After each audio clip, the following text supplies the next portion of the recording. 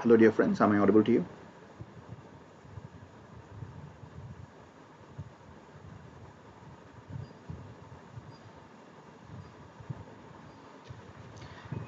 Hi dear friends, am I audible to you? Good evening Achan Khan, good evening SP Gops, good evening Sayantan Basu. Good evening all of you. Yes, thank you so much. So let's begin the session right away. Remember, this is an Insta quiz. Kanchana Reddy, very good. Thank you so much, Kanchana Reddy, for responding. Okay, there's an instant quiz on microbiology through Mentimeter. So for all the students who have joined us right now and those who have come for the class for the first time, I'll tell you the format of the quiz. This will be an 1 hour quiz in comparison to all the other previous quizzes where we had to cut short by half an hour. Now we don't have to stop just by half an hour. For 1 hour, we'll have a long marathon quiz. You'll be having n number of questions to feel satisfied and also to feel complete about your preparations. And we'll be having the questions scattered from all over that of microbiology, which can help you answer and try to have a revision of whatever that happens in the topics. Also remember, you have to use the particular website called as menti.com parallelly to that of YouTube. While right now you are here with me, please go to menti.com on your website browser. Please use your browser and click menti.com. Please go to your browser and click on menti.com, and in that menti.com, in that particular page, there'll be only one simple small box. In that box, they'll ask you to type the code. Please type this code 4247546. This code will give you access to go for the quiz contest. And as you try doing this, let me finish this part. Here, Unacademy is this place where you can follow me on Unacademy profile itself. And these are the Telegram groups where you can join me and ask me all your questions and doubts. For all your queries and for the links for free classes, you'll be placed here. You can come here to the Telegram group, and if you have any personal requirements and if you have any personal things to talk to me, you can connect with me on Instagram with the Emperor. And this is my achievements and my experience. You can look at it later. Let us not spend time for that. And there's something called as plus subscription on Unacademy, where you have daily live classes, structured courses, live tests and quiz, and unlimited accesses. They have also come up with iconic subscription with a combination of the best of Unacademy live classes and the prep ladders videos. We have rapid revision course and live tests, and you can actually have free test series access even if you are not a subscriber. Even if you are not a subscriber, you can actually have access to free test series. For NEET PG it is 8 p.m, NEET PG 2022 it is at 9 p.m, FMG daily at 8:30 p.m, and INSAT at 9 p.m, 20 questions, 20 minutes in each session. And you can download the Unacademy app through this particular channel and you can get the subscription. These are the different kinds of rates for subscription. As you go for longer and longer, you'll be able to get it for better and better. And you can have a referral code. The referral code is Dr. ASM. You have a lot of medical PG batch coming up. You have multiple batches, and there is something called as Unacademy Combat, and the next is going live at 5 p.m. on January 24th. So you have 45 super questions from the latest trends. All India rankings will be given. The upcoming Sunday class, the Sunday test is on pharmacology, pathology, FD, and anesthesiology. So hope to see you there. So now let's start the quiz contest. I repeat once again, please use menti.com. Please use menti.com and please use the referral code. Let me show you the referral code once again. The referral code is 4247546. Please use the menti.com so that you will be able to answer your questions. And dear students, it has been a very long time since I have met you, and I'm really glad to conduct this quiz contest for you. So shall we begin? Please let me know if you all are ready.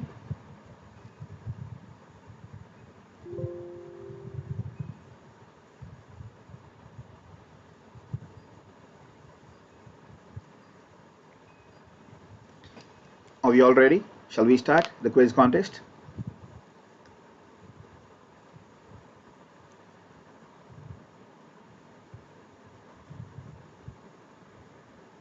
Okay, Satapati Kirti, thank you very much. So we'll start with the first question here. Please use the code 4247546. Answer fast to get more points. Which of the following statements about Coxiella burnetii is false?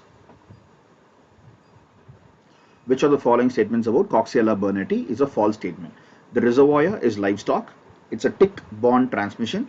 causes Q fever, destroys heart, liver, brain and lungs when it resurfaces.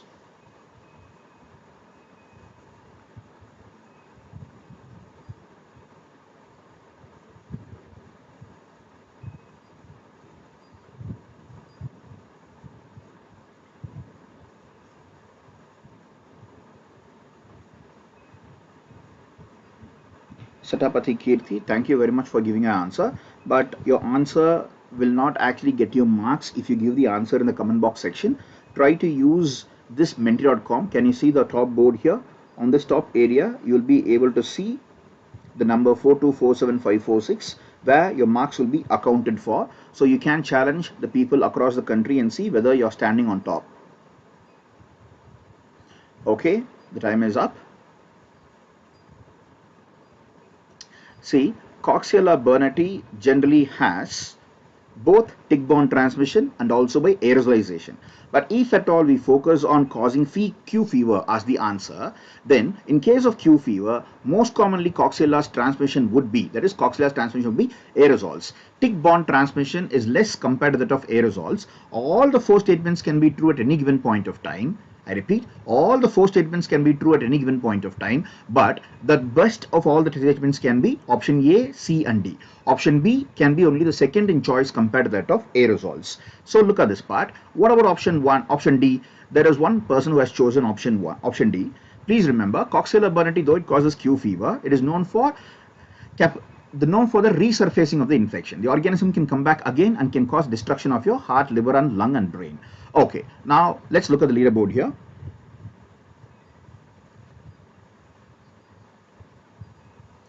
Heisenberg is on top, Sai Shankari second, St. Limo third, Shyama fourth, Dr. GSP fifth, Blue sixth, Hemant Verma seventh, Swati eighth, Arya ninth and Kanchana 10th. Well played, people. So yes, Rahul Saxena, please join.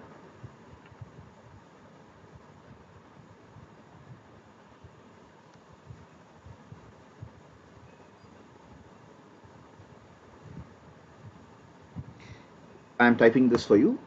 Go to menti.com and use code 4247546. Yes, Rahul Saxena, you're welcome to join. Now let's go for the second question here. Okay, let's go for the second question. Hello, Madhusudan Naluvala. Yes, please go to menti.com and use the code 4247546. What is the role of tolnaftate in their deal with antifungals? Is it inhibition of biosynthesis of cell wall? Is it inhibition of squalene epoxidase? Is it an antimetabolite? Is it demethylase? Among the four, what is the role?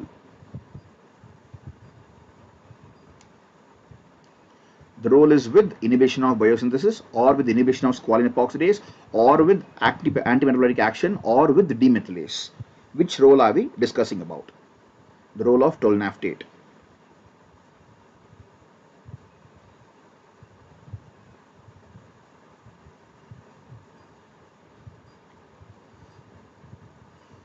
Okay, excellent. So I'm really glad most of you could make it right. Madhusudan, your answer is not correct, but at the same time, your answer, if you want it to be taken into consideration for your marks and to be on the top 10, you can actually try coming for the menti.com webpage. Please go to menti.com. I'll just type it here once again. Please look at the top message before your message. I have typed it for you. So tolnaftate, allylamines are all examples of drugs similar to that of terbinafine. Terbinafine is involved in cholesterol synthesis, ultimately it can cause inhibition of ergosterol. Please remember, inhibition of biosynthesis of cell wall by attacking glucans would be the function of echinocandins, and demethylase activity can be inhibited by triazoles like ketoconazole, meconazole, fluconazole, etc. So please have a look at this. The tolnaftate, terbinafine, allylamines are all capable of inhibiting squalene epoxidase. Generally, we learn about terbinafine and we forget about tolnaftate, etc. That is why I brought in this particular drug. Tolnaftate is an antifungal and its deal is with antifungal as an inhibitor of squalene epoxidase. Let's look at the leaderboard right now. So Sai Sankari, Kanchana, Rachel Green and Sunday Boy got the right answer. So they move into better position. Sai Sankari has given the fastest answer here, and in second place is Rachel Green, Kanchana, Heisenberg, Sunday Boy, St. Limo, Shyama, Dr. GSP, Blue and Hemant Verma. Well played, people. Let's go for the third question. Okay, I do not know how to pin the message. Thank you, Hemant Verma.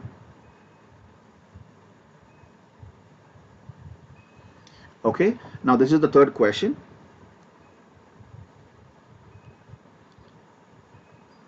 Pick the odd drug out among the 5 given options. Pick the odd drug out among the 5 given options.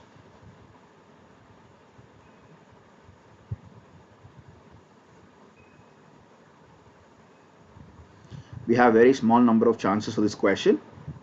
Yes, this is supposed to be a very simple question. That's why I gave only 15 seconds for this. And the right answer is M-tricetabine. And only 10 people have given the right answer, but it's okay. They still have got the right answer. Can anybody tell me why M-tricetabine is the odd drug out of the others? Can anybody tell me why M-tricetabine is the odd drug among the given 5 options?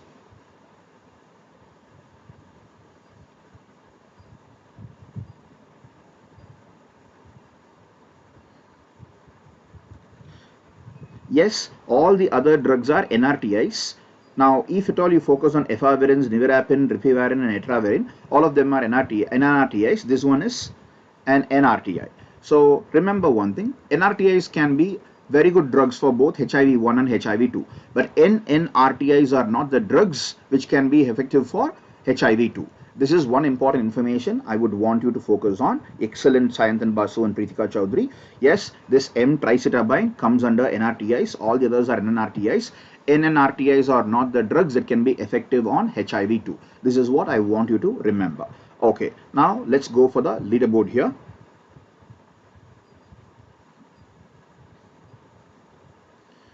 Okay. Rachel Green has displaced everyone. Rachel Green is the fastest for this question also, followed by Sai Sankri, Sandy Boy, Kanchana, Swati, Hemant Verma, Dr. GSP, Shyama, Heisenberg and Saint Limo are on the top 10 positions. Okay, let's go to the fourth question for the day. Yes, come on people. Answer fast to get more points. 70-year-old woman with a prosthetic hip complains of fever and pain in that joint. It might be Staphylococcus epidermidis. What's the most likely source of the microbe? Is it dental plaque, mouth, skin, stomach, vagina? Among the 5 options, which is the commonest source?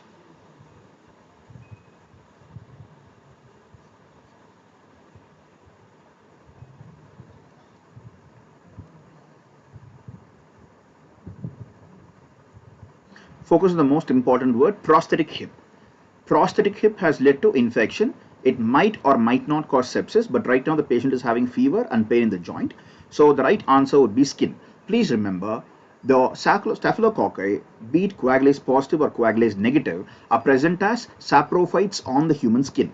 Staphylococcus aureus is also present as the saprophyte on the human skin, but the most abundant coagulase negative staphylococcus present on your skin as a saprophyte is not saprophyticus, it is epidermidis. So 75% of the load of your staphylococci, coagulase negative staphylococci, is because of epidermidis, 20% is because of aureus, and the remaining are the organisms like Staphylococcus xylosis, Clefairy, Lugdunensis, etc. So the right answer here is skin. And skin is the most likely source of infection of Staphylococcus epidermidis, and through the skin the organism has gained access, because when a drug, when an instrument has been placed into the body, it travels along with the skin into this particular prosthetic group to come back into your body. Okay, excellent. Madhu Mahi, please try to use the menti.com that is shown here on the top and use the code 4247546 for you to actually have your marks scored. Okay, let's look at the leaderboard. So Kanchana, Swati, Saint Limo, Akshay Kumar, Vaishnavi, Aneri and Sayantan have given the right answers. So they are displacing the top position here. So Kanchana is on top right now. Rachel Green, Swati, Sai Shankari, Saint Limo, Akshay Kumar, Vaishnavi, Sunday Boy, Sayantan and Aneri are on the top 20 positions. Excellent playing people. Very well played. Now let's go for the next question here. Now we are going for the question 5. Answer fast to get more points. Infection by which of the following bacteria is most likely to be transmitted vertically? Among the given options, which bacteria can be transmitted vertically? Most likely. I'm not saying none of the others will be transmitted. I'm not saying only one will be transmitted. There is a possibility any of them might be transmitted, but among them, who is the most likely to be transmitted vertically? So what do you mean by vertically? You'll be thinking about the mother giving the infection to the child. because of transplacental transfer. So take that also into consideration if you want to get the right answer. Yes, we have 25 more seconds. Come on, people. Please turn in your answers.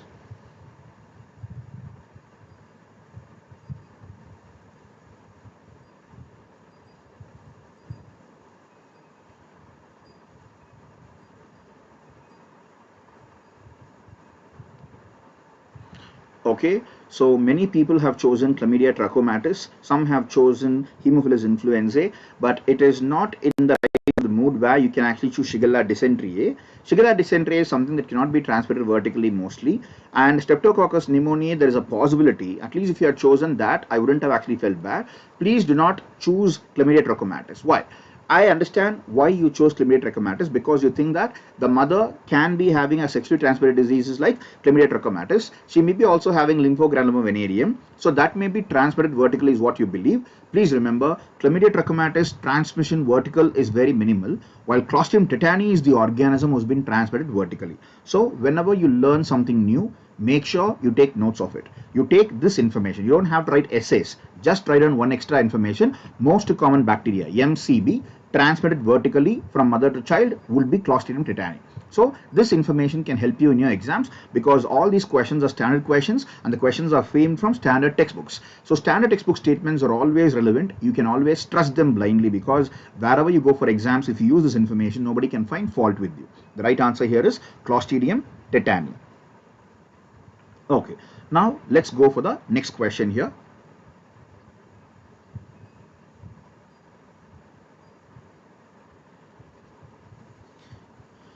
We'll see the leaderboard before that. Sai Shankari, Saint Lemon, Hemant Verma have given the fastest and the correct answer of this question among the top 10. So Sai Shankari is on top, Saint Lemo second, Kanchana third, Rachel Green fourth, Hemant Verma fifth, Swati sixth, Akshay Kumar seventh, Vaishnavi eighth, Sunday Boy ninth, and Sayanthan 10th. Well played, people. Now let's go for the sixth question. So we have 16 more questions to go. Make sure at the end of it you will be scoring as many number of questions as possible, as more people will be joining the classes sooner. See whether you will be maintaining yourself at the top 10 position. If at all you are in the top 10 already. If you are not in the top 10 till now, make sure that you get into the top 10, because by actually answering one tough question, you will be able to jump multiple ranks ahead. So make sure you come on top. Let's go for the next question. Answer fast to get more points. Which one of the following is the most important inflammatory response of skin in causing erythema? C3b component of complement factors, gamma interferon, histamine, hypochlorite radical, superoxide radical. Among the following, which response release will be the most common reason for erythema?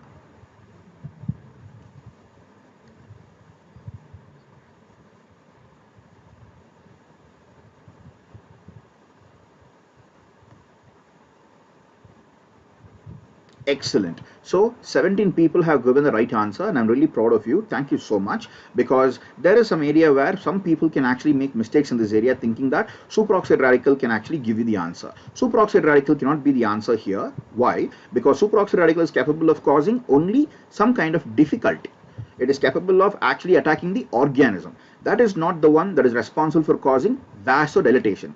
Histamine is known for causing vasodilatation, and remember, bradykinin is not known for causing vasodilatation, is only known for causing pain. And when histamine comes into action, pain is not actually seen, only itching can be seen. Allergic responses are the ones who are not supposed to have pain, they are supposed to have itch. When they use the word inflammation, only then itch, pain, both can come together. Let's go for the leaderboard here.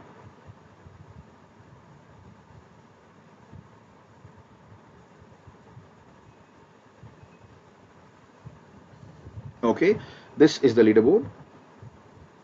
Saint Limo is on top, Hemant Verma second, Rachel Green third, Swati fourth, Sai Sankari fifth, Akshay sixth.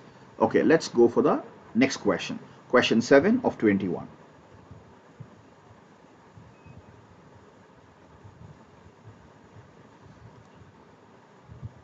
Answer fast to get more points. A defect in which of the following is the cause of chronic granulomatous disease? Chronic granulomatous disease is a type of immune deficiency disorder. It's an important topic in immunology, in microbiology for second year students, and also for NEET PG aspirants. So make sure you try to answer this question correctly. Gamma interferon receptor, LFA integrins, mannose binding protein, NADPH oxidase, nitric oxide. Which one? A defect in which of the following? Excellent, Roshan Raj. See, I understand your concern, Roshan Raj, but please use menti.com. Roshan Raj, please use menti.com and the code for your answers to be accounted for marks. Okay, just try it if you can. Neeraj Pandey, Madhusudan and Madhumahi, your answers are not correct, but everybody will be able to know that you are giving a wrong answer. So the good thing about going for menti.com is, if you go to the website and then use the code here, you will be able to answer. If you get it right, you will be on the top 10. People will know that you got the right answer. And if you make a mistake, nobody will know that you made a mistake. But when you comment here, everybody will be able to see your answer is wrong, but your marks will not be counted also if you get it right. That is the only purpose of me asking you to go to menti.com and using the code 4247546. Let's look at the leaderboard here. See, your answers will be here, but your marks will not be reflected here. That is why I'm asking you to go here. So Saint Limo is still on top. Rachel Green 2nd, Swati 3rd, Sai Sankari 4th, Akshay Kumar 5th, Vaishnavi 6th, Sayantan 7th, Hemant Verma 8th, Aneri 9th and Kanchana 10th. Well played. Now let's go for the 8th question here. Answer fast to get more points. A sputum culture will be rejected. That is, it will not be stained or cultured by the clinical laboratory if it is treated with blood. It contains IgA antibody. It contains many more epithelial cells than neutrophils. It contains pus. It contains sulfur granules. Among the following, a sputum culture sample will be rejected without performing any staining or culture when? Go for the answer, people.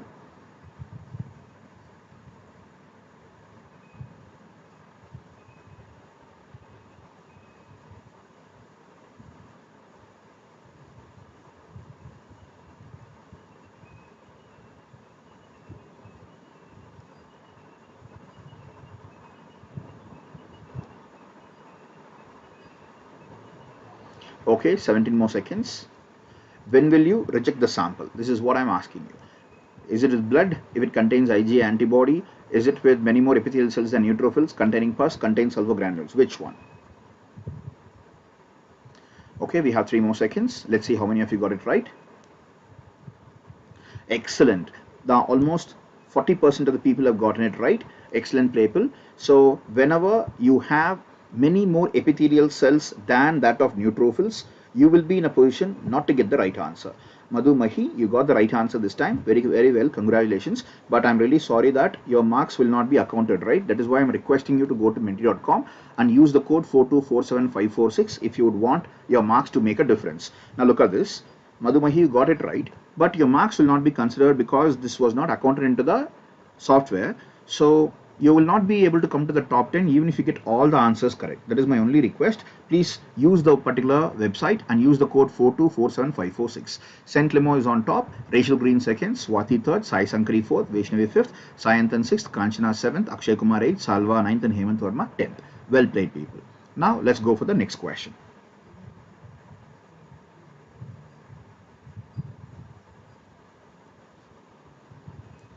Answer fast to get more points. Of the following antibiotics, which one causes the most phototoxicity, the rash when exposed to sunlight? Is it amphotericin B, ciprofloxacin, gentamicin, metronidazole, sulfamethoxazole? Okay, we have received only 15 answers till now. Come on, people, we have 45 more minutes.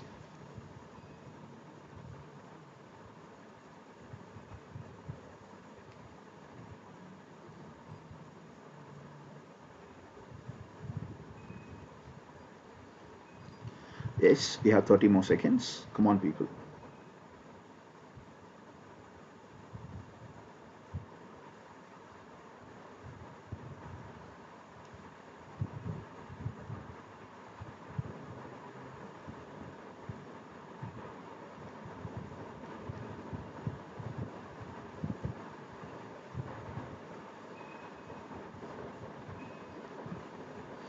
Okay, so everyone has voted. Ultimately, the right answer is given by the majority of the students. Very well played. Remember, amphotericin B does not have much of collection in your skin. Likewise, ciprofloxacin, gentamicin, and metronidazole are known to actually attack, not known to attack your skin. Sulfamethoxazole or sulfur drugs are the ones whose metabolites can accumulate in the skin.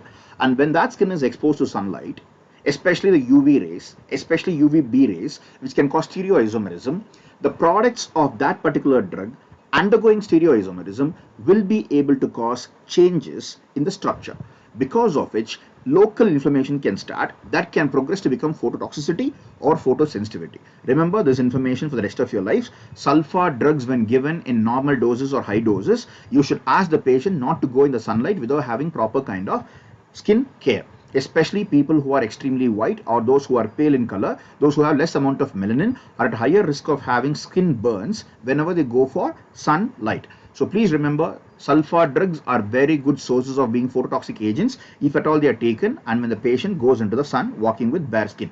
Okay, now let's look at the leaderboard here.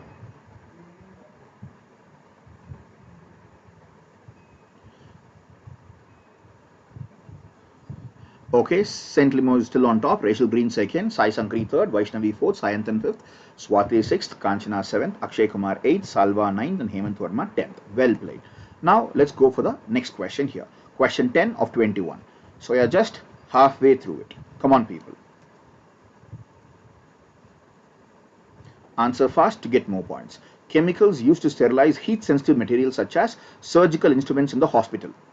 I repeat, sterilize. The word is not disinfection, the word is sterilize. And the materials are not just any materials, they are heat-sensitive materials. So if they are surgical instruments, then what is the criticality of that particular item?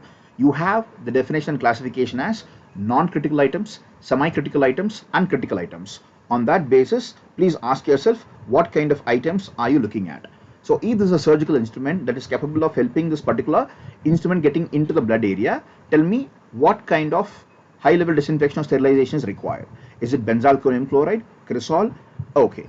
The right answer would be ethylene oxide. Well played, people. The right answer is ethylene oxide. You cannot use benzalkonium chloride because it is a low level disinfectant or a moderate level disinfectant. Cresol will not be enough.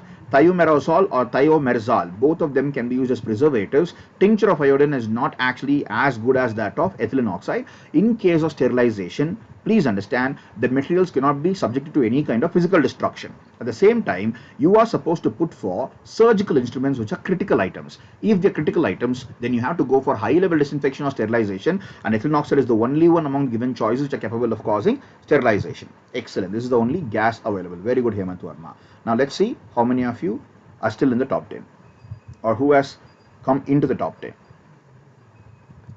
Okay. Saint Limo, Sai Sankri, Vaishnavi, Rachel Green, Sayantan, Swati, Kanchana, Akshay Kumar, Salva, Hemant Verma. These are the people on top 10 position. Now let's look at the next question. Just give me a second, students.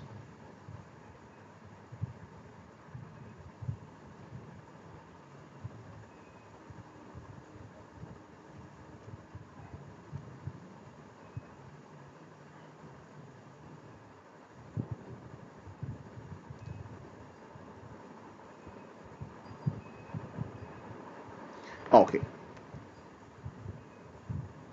Now, routine pap smear of a 27-year-old female shows carcinoma in situ 3 and cervical intraepithelial neoplasia stage 3. Examination of a long-term male sexual partner shall reveal which of the following: condylomata lata, condylomata acuminata, penile intraepithelial neoplasia which is related to HPV 6, penile intraepithelial neoplasia which is related to HPV 16. Among the following, which one?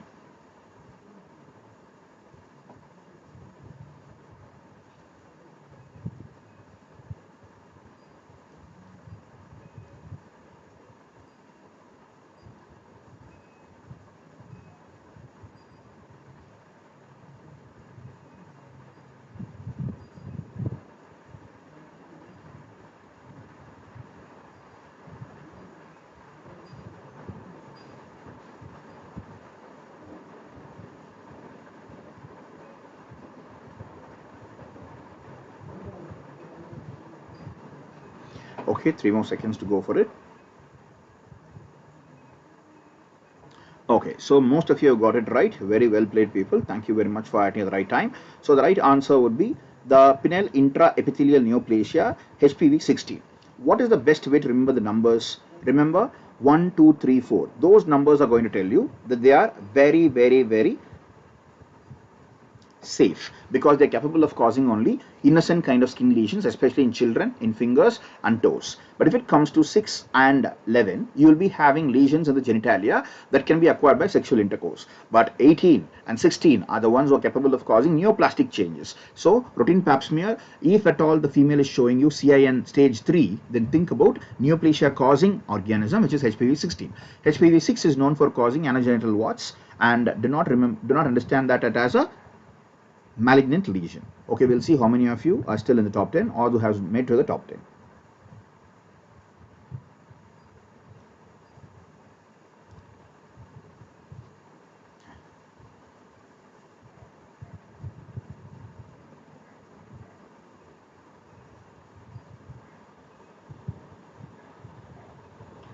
Okay, no problem. Oh yes, you moved from 21 to 15. Very well played. So St. Limo is on top, Sai Sankari next, Vaishnavi 3rd, Swati 4th, Akshay Kumar 5th, Rachel Green 6th, Salva 7th, Sayanthan 8th, Kanchana 9th and Krish 10th.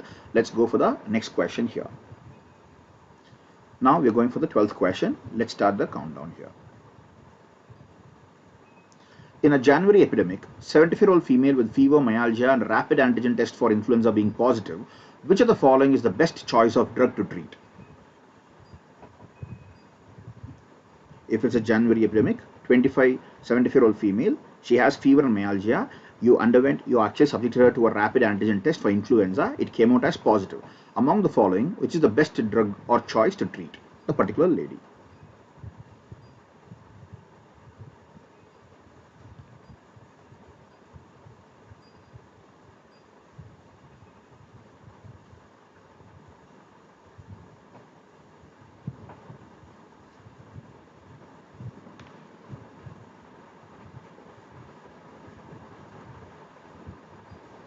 We have 15 more seconds. Come on, people. I repeat, there is a rapid antigen test done for influenza. It has turned out positive. But the most important keyword here is a January epidemic. Which of the following is the best choice of drug to treat? Here you understand it's an epidemic of influenza. It's right now a burst. So you will understand it can be like a Tamiflu kind of drug that can be helpful, which is nothing but oseltamivir. So this is an antiviral drug meant only for influenza virus, not like any other kind of drug that you have been discussing about. So let's see how many of you got the question right. Do you have any doubts till now, people? Please ask me if you have any doubts. If you want any clarification from the past questions, please let me know. St. Limo is on top, Sai Sankari 2nd, Vaishnavi 3rd, Swati 4th, Akshay 5th, Sayanthan 6th, Rachel Green 7th, Kanchana 8th, Salva 9th and Dr. GSP 10th. Okay, all of you have been displacing yourselves, but most of you are actually trying to be in the top 10 area only. It shows how committed you are in your preparation. Others who are actually on the border between 11 to 15, I understand how painful it would be. Just one question will make a difference, right? So keep waiting for that one question. Excellent, Rahul Saxena, well good. So please answer these questions very faster, at the same time be accurate. Let's go for the next question. If you have any questions to ask me, please let me know. I'll try my best to help you answer. 70 years old male welder deciding to work in polio endemic area for 10 months, never immunized against polio. Next most appropriate thing to do is, he wants to go to an endemic area, which is endemic with polio, and he has never been immunized against polio. What is the next best step that you are supposed to take? Give immune serum globulins, give the killed vaccine containing only type 3, give the killed vaccine containing 1, 2, 3, give the live vaccine containing only type 3, give the live vaccine containing types 1, 2 and 3. Which of the following is the best? For a 70-year-old male welder, he has decided to work in a polio endemic area for 10 months. Never immunized against polio. That is the point of concern here. Never immunized against polio.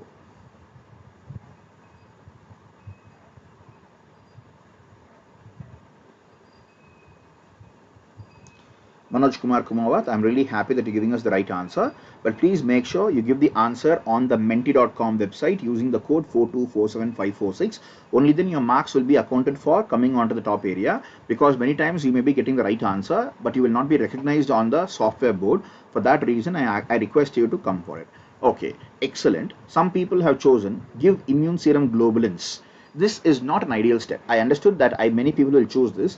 If, for example, instead of 70-year-old male, if I had mentioned the patient is young, but he is suffering from AIDS, or if I say the patient is suffering from immunosuppression, then you would also be chosen option A. Option A is chosen in those areas where the patient either may not be able to produce enough amount of antibodies faster, or he will not be having enough immune system to produce it faster. Here, you can take it as extremes of age group. But on that basis, by giving immunoglobulins, you will not be able to attack polio. Why not? Because please remember, these immunoglobulins will be the same as the receptors present on the intestinal epithelial cells. Please remember, polio viruses are enteroviruses, so they can tackle the epithelial cell antibodies faster. So when you give immunoglobulins, they will not be of much use, because if he is traveling into an endemic area, the antibodies will not be of much use. So what is the only thing that you're supposed to do? Trigger his CMI to produce his own antibodies. On that basis, you cannot go for live vaccines because of his age, and so you have to go for killed vaccine. And if it is a killed vaccine, you can't go for just one strain, you have to go for all the 3 strains, 1, 2 and 3. Old age is not an immunocompromised state. Yes, old age is not an immunocompromised state, but old age tells you that the patient will not be having enough amount of immune system to produce antibodies rapidly. I'm saying he is going to be there for the next 10 months. So for 10 months, the given single shot of immunoglobulin will be present only for a short while. After that, the immunoglobulins can be removed from the body. But for 10 months, who will help you? CMI will help you more than that of HMI. So you want to trigger the CMI. That's why you went for option C. Let's go for the leaderboard here. Yes, correct. Both of you are correct.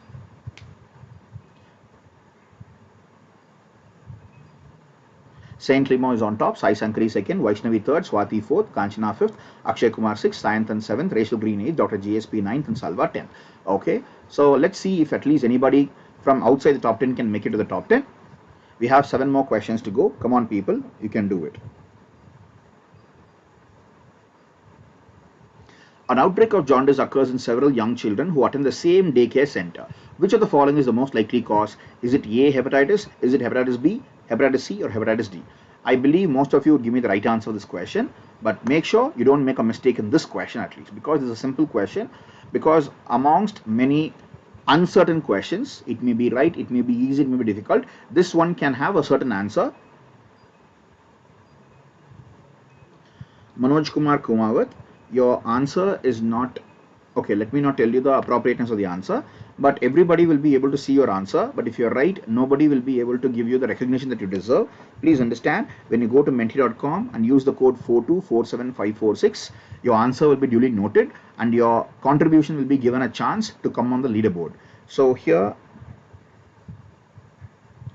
Manoj Kumar and Poonam Singh, both your answers are not correct. I'm so sorry to say that, but everybody will be able to see your answers are wrong. That is why I'm asking you to come to this menti.com and use the code 4247546.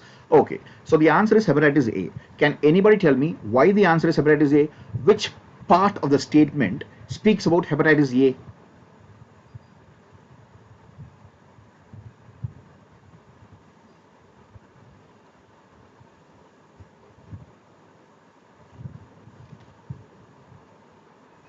Excellent, Sayantan Basu, fecal-oral, very good. See, remember, hepatitis A and hepatitis E. In this case, I could have chosen either hepatitis A or hepatitis E if there was an option called as hepatitis E. For B and C, you will always look for sexual transmission, bloodborne transmission or fluid transmission. In case of fecal-oral route, foodborne, yes, daycare center. So children are the ones who are capable of having less hygiene because of improper development of the thought process. So when they do not understand how to keep the maintaining the hygiene, they are capable of spreading this infection among one another. So can you tell me one single word, if I add extra, the answer can change into hepatitis E? Now everything is the same. If I change one single portion and replace another word, the answer can become E. What can I replace that with? How can I get the answer as E? No, Rahul Saxena. When I say food, water, fecal-oral route, all these things speak about hepatitis A and E both together. But for E, what is that one word can actually mention that it can be E? Anybody from PSM knowledge?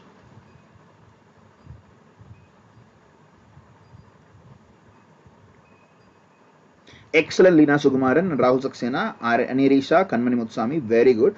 Kanmani Muthuswamy, the point is, hepatitis A is the one who is very commonly known for causing fulminant hepatitis. But when you use the word pregnancy, pregnancy can be the reason where high levels of fertility can be noticed. So pregnancy, high levels of fertility in pregnant females, and jaundice is because of fecal-oral route. They all mention hepatitis E.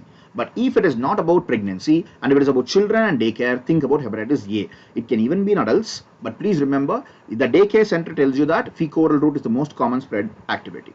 Now let's go for the next question. Let's look at the leaderboard here. Saint Limo, Sai Shankari, Vaishnavi all have given the right answers. So Saint Limo, Sai Shankari, Vaishnavi, Swati, Kanchana, Sayantan, Rachel Green, Dr. GSP, Akshay Kumar, Salva. Okay, so still the top 10 people are able to maintain themselves. Let's see if this next question can help others to crack into the top 10. We're going for question 15 of 21. Let's begin the question. Answer fast to get more points. The best choice of drugs to treat chronic hepatitis C. Acyclovir and foscarnet, ganciclovir and enfuvirtide, pegylated interferon and ribavirin, zidovudine and lamivudine, zidovudine and ritonavir. Zidovudine and ritonavir. Which of them? Hi Saujanya Kola. Hello Krishna Krishna. Just try to use the menti.com and use the code 4247546. Krishna Krishna, I'm so sorry to tell you the answer is wrong, but everybody will be able to see your wrong answer. That is why I'm asking you to go to menti.com and give your answer. Excellent. So 40% people are given the right answer here. Well played, people. The best choice of drugs to treat chronic hepatitis C is pegylated interferon and ribavirin. Interferon can play a very good role in most of the viral infections, and remember, ribavirin can deal with the viral mRNA and RNA of hepatitis C. But when it comes to enfuvirtide, it can be a fusion inhibitor. Tell me, in which kind of viral infection can option B be useful? In which kind of viral infection option B is useful? Anybody?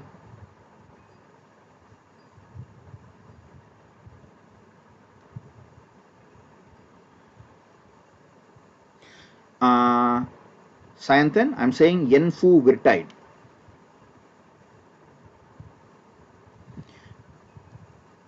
Okay, so Molly and Sayantan are saying CMV, and also Poonam Singh.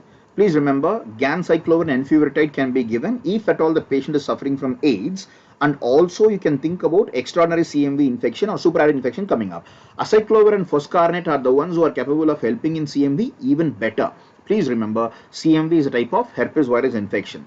Zidovudine and lamivudine, zidovudine and ritonavir obviously are anti-HIV drugs. So among the given choices 1, 2 and 3, please remember option D and E, you don't even have to think about them because it is not they both are anti-HIV agents. But among A, B and C, interferon can be very effective and ribavirin can bring down the load. For that reason, option C is the best answer. Now let's go for the leaderboard here.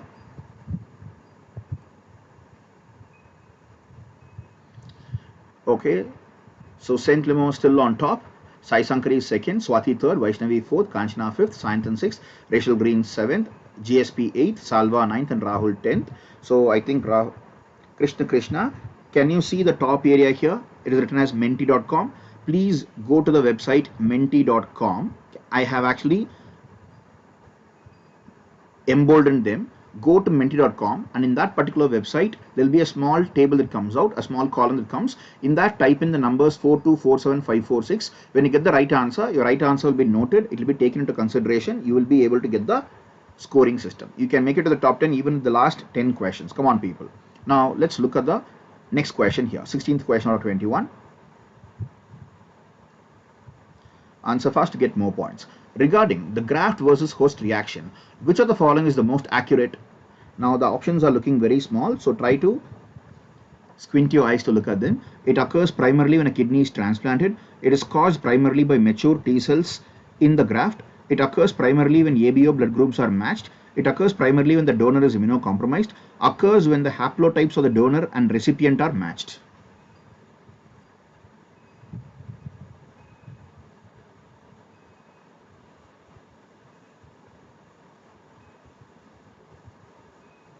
Among the following, which one is the most accurate statement about graft versus host reaction?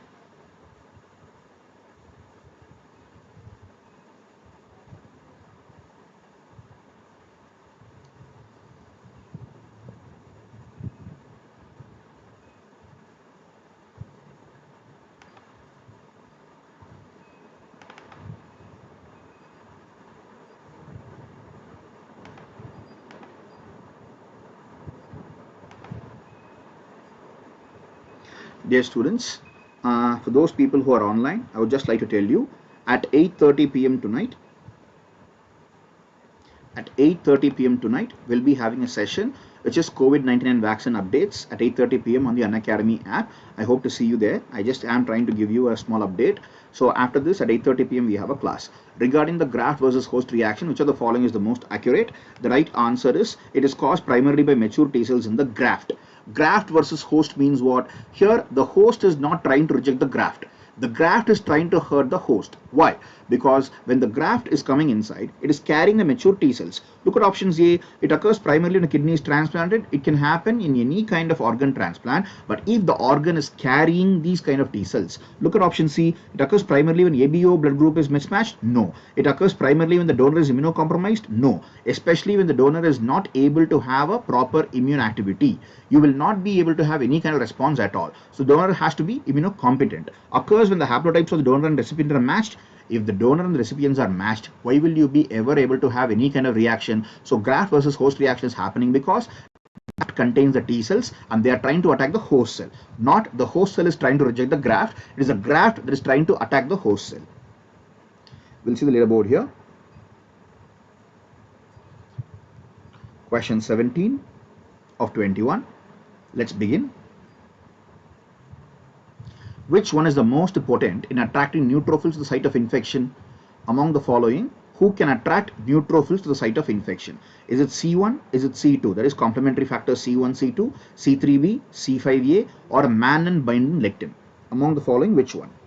Dr. Apurva Upadhyay, thank you so much for your answer. I really appreciate your enthusiasm, but I'm really sad that even if you get the right answer, your answer will not be able to get you enough amount of marks. Why? Because the answer should be fed into the menti.com and use the code 4247546. Can you see what is there on the top? This is what I want you to look at. If you feed your answers here and if you get it right, you'll be getting marks so that you'll be able to make it to the top 10. That is my only request for you. Poonam Singh, Pankaj Shah and Dr. Apurva Upadhyaya. Try to give the answer on menti.com. Okay, excellent Poonam Singh and Pankaj Shah. You both have gotten the right answer. But I'm so sorry, your answers will not be reflected on the leaderboard. For you to be on the leaderboard so that everybody will be able to see your success, please go to menti.com and use the code 4247546. Okay, so nobody has chosen A, B or E. I'm so happy about that. But the problem is between 10 and 11. Can anybody tell me why? I mean, the problem is between C and D. Can anybody tell me why C is not the right answer? Can anybody tell me why C is not the right answer?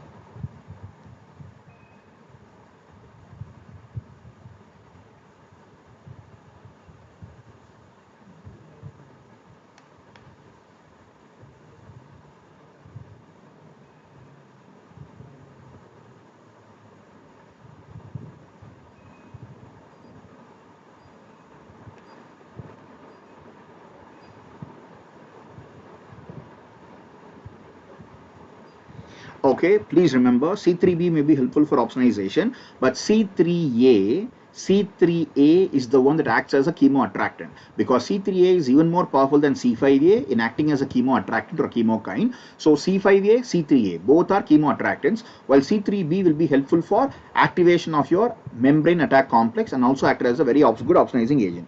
Very well played. Excellent science and Basu. C3a is the one that is helpful in chemotaxis. Very well played. Now let's look at the leaderboard.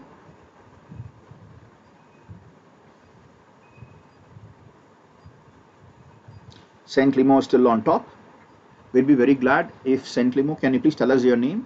Because you've been giving very good answers. Second is Swati, Rachel Green is third, Vaishnavi fourth, Sai Sankari fifth, Kanchana sixth, Sayanthan seventh, Salva eighth, Akshay Kumar ninth, and Dr. GSP 10th. Well played, people. Let's go for the next question.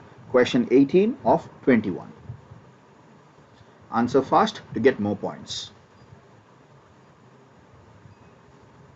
Which of the following would be best to determine the number of CD4 positive cells in the blood of a patient with HIV?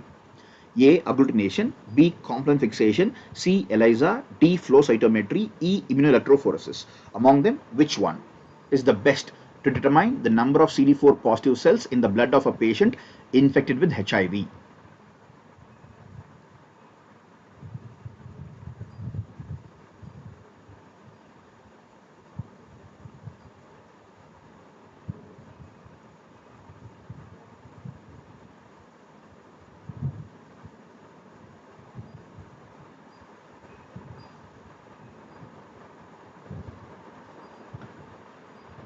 Surya SJ, Poonam Singh, you may be getting the right or the wrong answer, but the world will be able to see your wrong answer, but you will not be able to get the credits that you are deserving.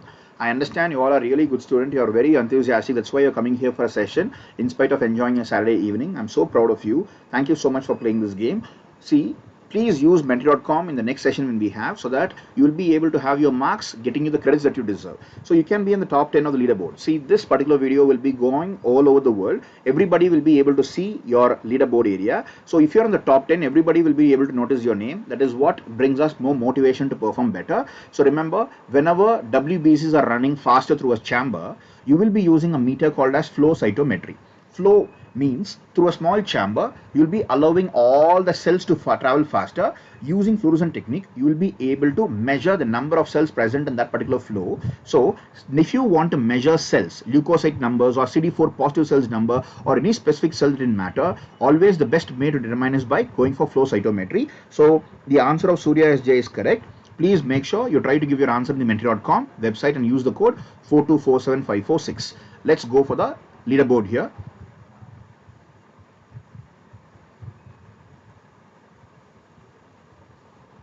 Okay, this time Swati has gotten the right answer. And Saint Limo, Swati, Rachel Green, Vaishnavi, Sai Sankri, Sayantan, Salva, Kanchana, Dr. GSP, Akshay Kumar. Okay, again, the top 10 people have been reshuffling themselves, but the other people from outside have not been able to go inside. Come on, people, you can do it. Come on, you can do it. Let's go for the last two questions here. These are the last two questions for the day. Of the following drugs, which one is the most effective in nematode infections? Which one is the most effective in nematode infections? Albendazole, chloroquine, praziquantel, primaquine, stibogluconate.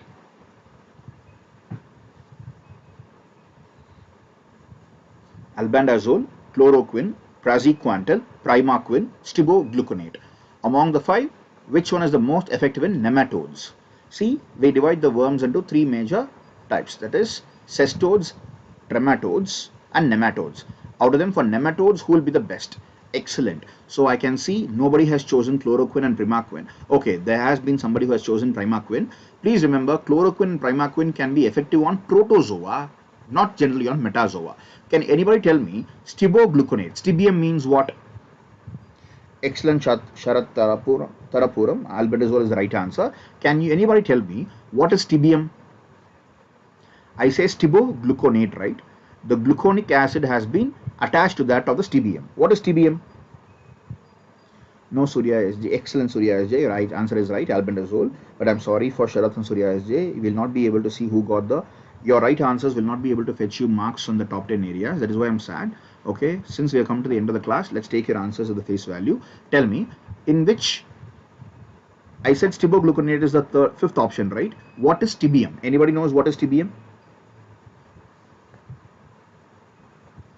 Excellent, excellent, Prathamesh, Shayantan. The stibium speaks about antimony. So when antimony is related to that of gluconic acid, then the resistance is being formed. Can you tell me which organism can be best attacked by giving antimony? Thank you, GameX Legend, for choosing the right answer A. Tell me which organism for which stibogluconate is very good?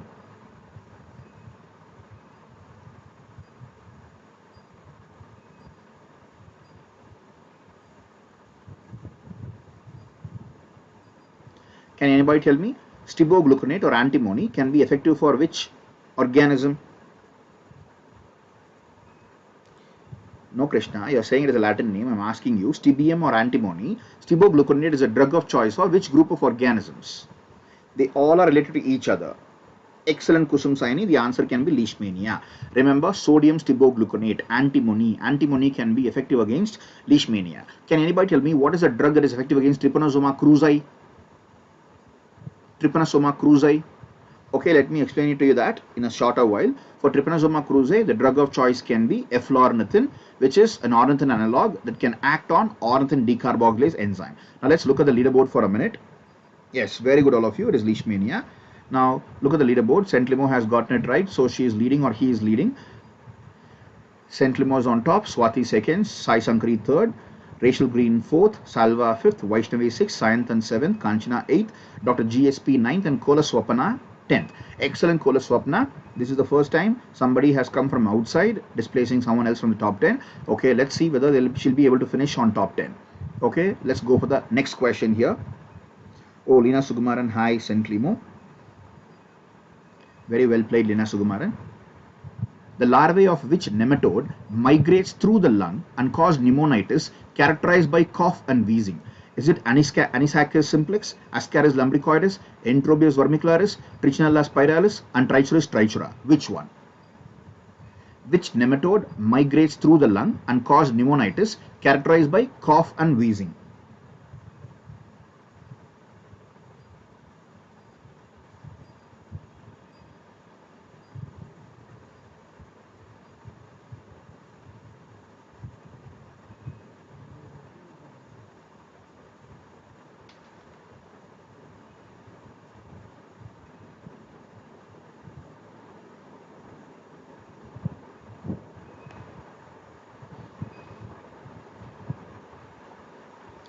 Okay, good thought. Everybody has voted.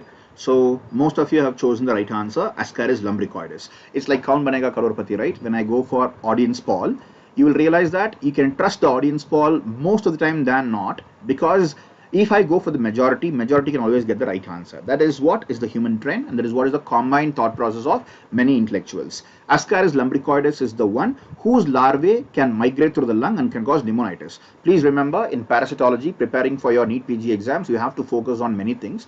In case of nematodes, you have to focus on Ascaris ankylostoma, Strongyloides trichuris trichura, Trichinella spiralis. Apart from them, you also have to focus on filarial worms. The filarial worms will be classified into non-lymphatic and lymphatic. In case of lymphatics, you will get Wuchereria bancrofti, Brugia malayi, and Brugia thimori. In case of non-lymphatic filariasis, you can have Lova lova, Onchocerca, and Manzanella. So please remember, these 6 plus 5 organisms are really a must. Also add guinea worm. So with that, you'll be having 12 organisms you have to think about. Just look at the life cycle of all of them. It will be very easy. Please remember, larval stage is a property of, generally larval stage is a property of metazoans and not that of protozoans. Let's look at the leaderboard here. Saint Limo still on top, followed by Sai Shankari, Rachel Green, Swati, Salva, Vaishnavi, Kanchana, Dr. GSP, Sayanthan, and Kolaswapna. So Dr. GSP has given the fastest answer for this question. Let's see whether we have one more question. Which one of the following nematodes is transmitted by a filariform larva penetrating the skin? Is it Anisakis simplex, Onchocerca volvulus, Strongyloides stercoralis, Toxocara canis, Trichuris trichura? Among them, which one?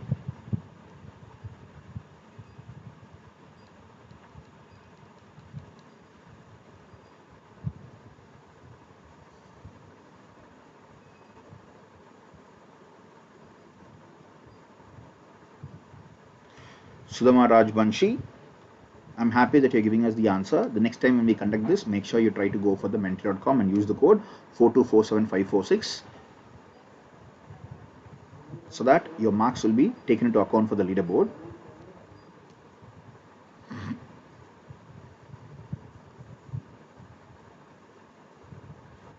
Hi GameX Legend, thank you very much for participating. Let's see how many of you will get the answer correct for this. I'll tell you the most important points about these organisms at the end of this quiz contest. If you are still there online, I'll be happy to help you. The right answer is Strongyloides stercoralis. Let's see the leaderboard here. This is the final leaderboard. Saint Limo, Rachel Green, Swati, Vaishnavi, Kanchana, GSP, and Kolaswapna got it right.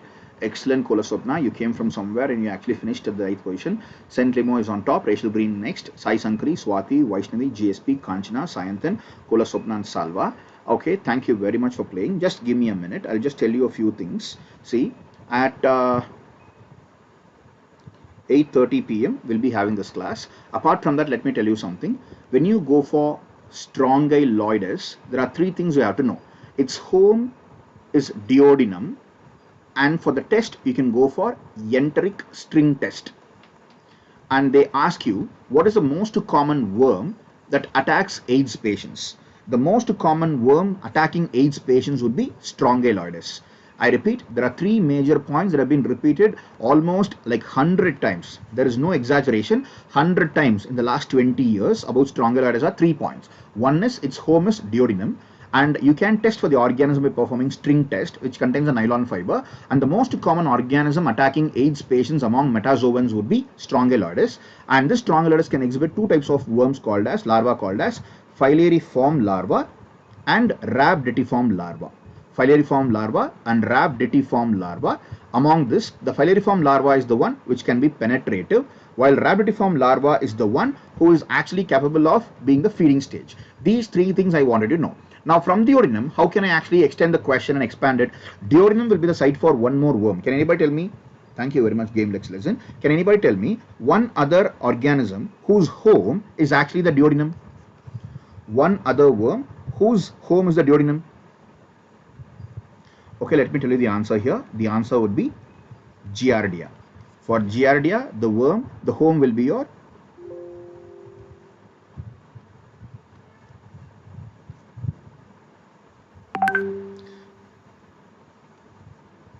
the home for duodenum will be, the home for Giardia will be duodenum.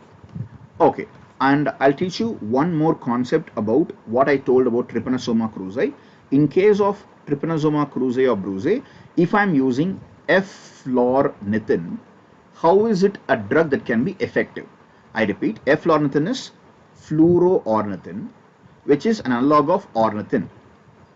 I repeat, ODC is ornithin decarboxylase enzyme. This enzyme is essential for these protozoans. Very important for protozoans. This is the last concept for the day. Just please be with me.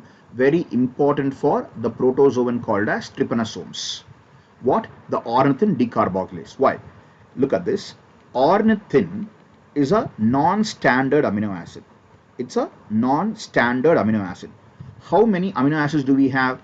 We have standard 20 amino acids. The 21st amino acid is selenocysteine and the 22nd amino acid is pyrrole lysine, right? Pyrrole lysine. Out of all these 22, you don't have ornithin. Ornithin comes under urea cycle. The urea cycle is also referred to as ornithin cycle, and this ornithin will undergo decarboxylation to become putrescine, spermidine and spermine. What are these three? These three are referred to as polyamines.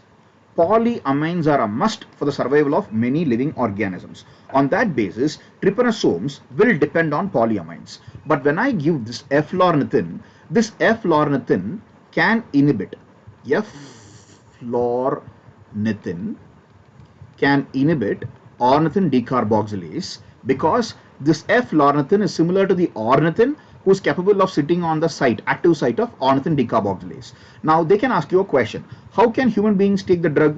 Human beings will be having ODC with a half-life of just less than 5 minutes. So whenever you give the drug F-fluornithin to a human being, this drug will be able to inhibit ornithin decarboxylase and the effect will be only for 5 minutes. So that after the 5 minutes, new ODC will be generated. After 5 minutes, new ornithin decarboxylase will be generated by human beings. But in case of your trypanosomes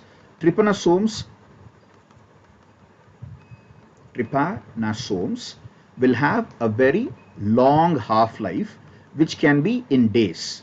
At least half a day to 1 day half-life can be seen for trypanosomes. So in trypanosomes, if I throw F-fluornithin, they will inhibit ODC in such a way the trypanosomes will not be able to regenerate the ODC faster. That is why F-fluornithin can be effective on trypanosomes when given to human beings who are suffering from trypanosomal infection.